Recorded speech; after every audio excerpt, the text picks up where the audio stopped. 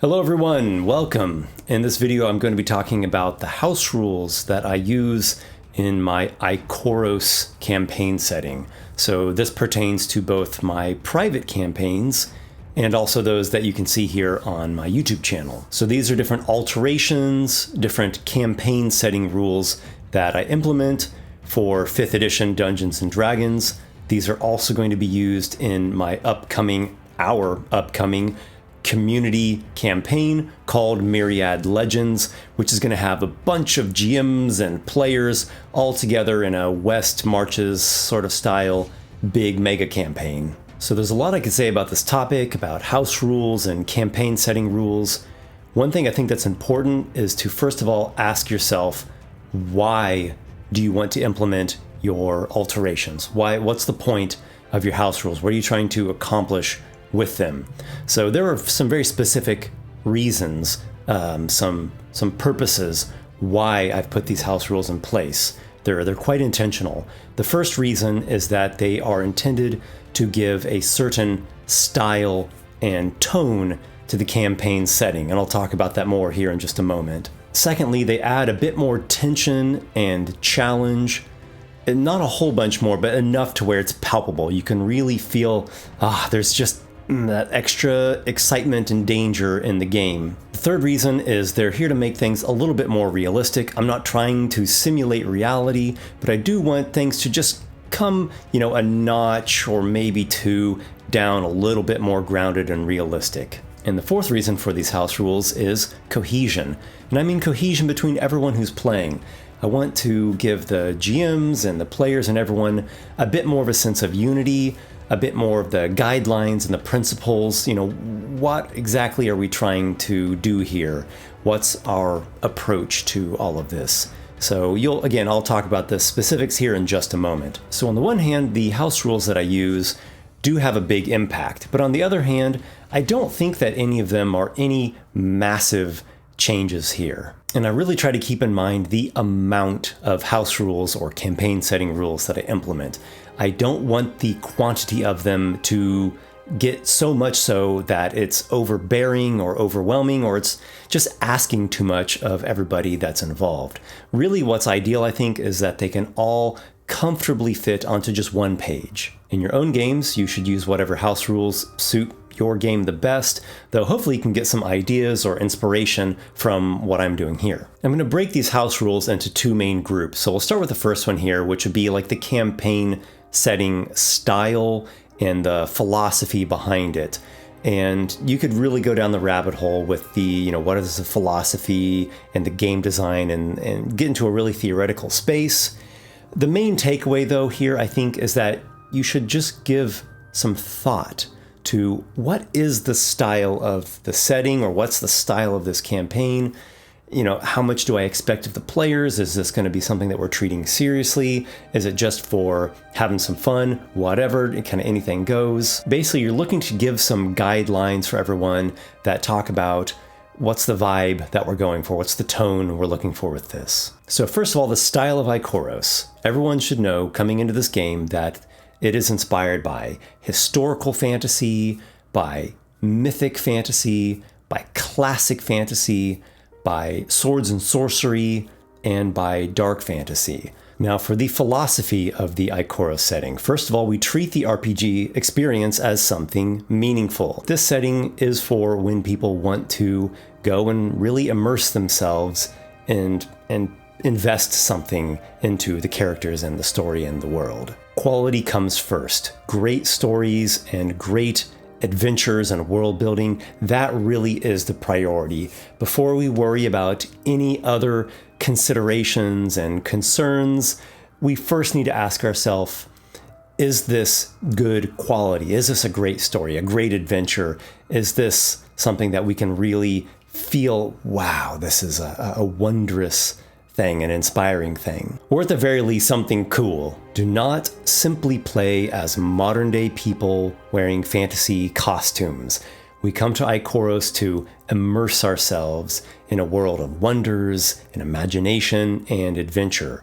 So a lot of this is going to be encouraging the players to think about how they roleplay their characters, and of course GMs, how they roleplay the NPCs. I'm not expecting everybody's going to be professional actors or to memorize lines or anything, but it's going to be a big tone clash. It's going to be nails on a chalkboard if you come with a character whose name is Chad McFace Smasher, or you're playing a character who talks like some modern day person who's just, chatting with their friends at Starbucks. Act in a way that earns people's trust. You accomplish this by being honest, by communicating, and by contributing something of value to the shared experience. And the last point of the philosophy is that we come to Ikoros to face terrors that lurk in places we otherwise would avoid. Players expect that this game is going to get into some scary stuff, and we are here to face these terrors and hopefully learn something about it. And then GMs, again, be mindful. You don't want to just go completely overboard or have any really extreme content when you're playing with people that you don't know yet. So, err on the side of caution. The next point about the Ikoros campaign setting is that it is a universe, it is not a multiverse. It does not connect to any other campaign settings out there, and there are not multiple iterations or multiple echoes of each being in existence. All souls here are playing for keeps. And the last point about the campaign setting is race options guidelines. So every GM has a base or a region in the world, and that GM will have some kind of guidelines about what races are prevalent there, which ones are common, which ones are rare. Sometimes these are strict. The GM can strictly say, these are the available options to play as, because the GM is trying to develop a specific ecology or lore about that certain region of the world. Sometimes they're not strict. Sometimes they're just guidelines. They just give you a suggestion or an idea of, what is found in this corner of the world.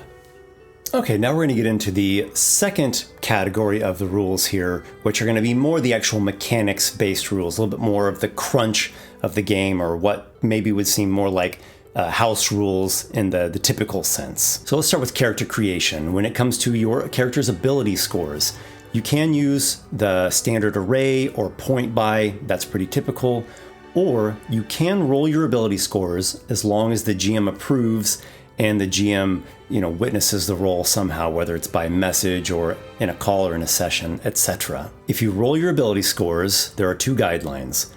The minimum any ability score can be is a 6, and if the total of your modifiers is below 3, you want to adjust your ability scores up until they get to +3, just the minimum amount needed, however you want to get them to +3.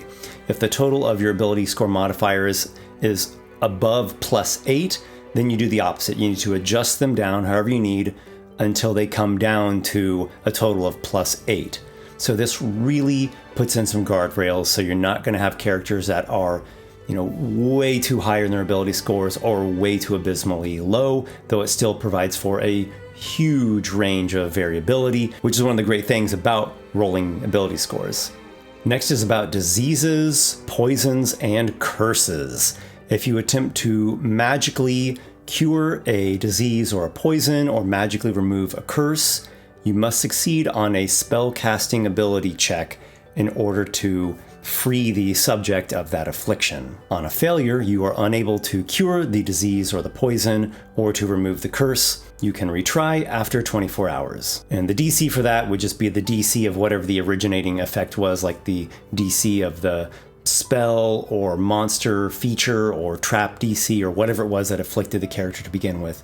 If there wasn't any DC that happens every once in a while, I would say the DM would probably do like a DC of 10 plus half the challenge rating of whatever the source of the affliction was. There is an exception to this if the disease or poison or curse originated from a spell and you, the healer, use a spell of that same spell slot or higher, then you do not have to make that ability check. The next rule is a really simple one. Flanking grants the attacker a bonus of +2 to hit. I really don't care for the optional rule that's in the Dungeon Master's Guide of giving advantage for flanking. I think that's way too powerful. Plus, it also steps on the toes of so many other abilities and features and spells in the game that's what they do is they give you advantage for things, and being able to accomplish that so easily with flanking is a bit much. But I also think it's kind of disappointing to just have nothing at all. It hurts the realism a little bit.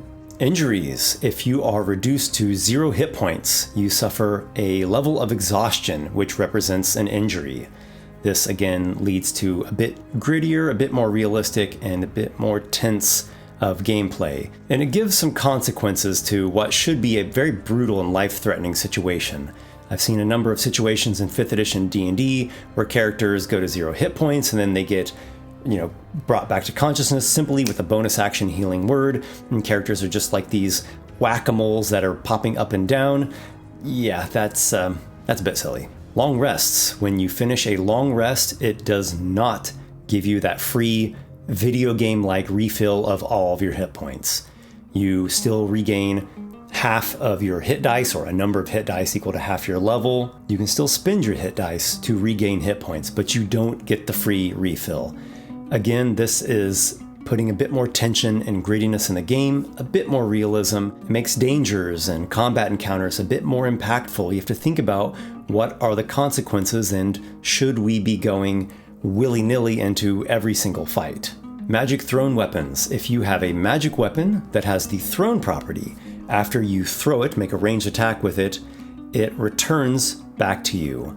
That was how it was in 4th edition. I don't know why that got discarded in 5th edition. It's just so disappointing to be a character that has throwing weapons as a secondary, like that's your secondary weapon, or maybe even your primary weapon, but unlike everyone else, yours just gets thrown away and you have to go chase down your magic weapon to be able to attack with it again. Swimming in armor. Any armor that gives disadvantage on stealth also imposes disadvantage on ability checks made to swim. Next is about vulnerability. A creature that has vulnerability to a damage type means that it takes 50% more damage from that damage type, not double damage. I understand that double damage is like a simpler math, but oof, that's a lot.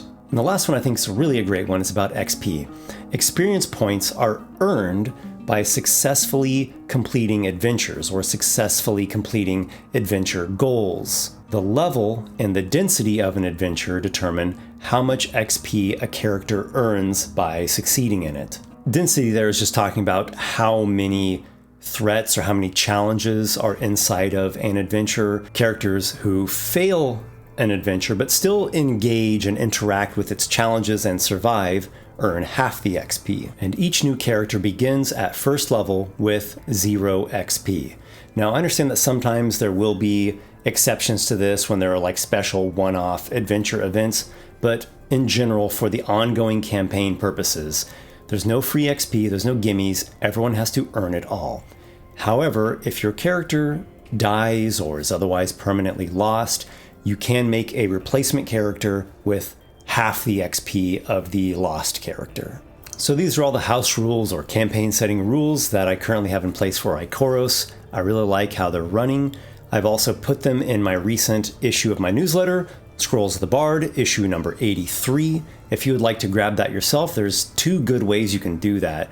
One, go to my Patreon page, and there are a number of different tiers there. There's even a free member tier, so you can find it there. Or 2, you can just sign up for the newsletter, get onto the email list, and then every month it will just get emailed to you right into your email inbox, both the newsletter and the adventure map. As always, links for everything are down there in the video description, so make sure to go check that out. And on that note, I want to give a very special and warm thank you to everyone who does support me over on Patreon. In particular, these fantastic companions: Lucas Mesmo, Adam Wood, Nick Thy Pirate King, Jared Primont, Locke, Nicholas A., Technicolor Shale, and Robert Brashini. Thank you very much, guys. You really help make this channel everything that it is. And to everyone else, thank you very much for watching. I look forward to seeing you in another video sometime here in the near future. Watch out for more updates about the Myriad Legends 5e D&D mega campaign that's gonna scale up to who knows how many people all playing at once. Much appreciation to you all, and may your adventures be many.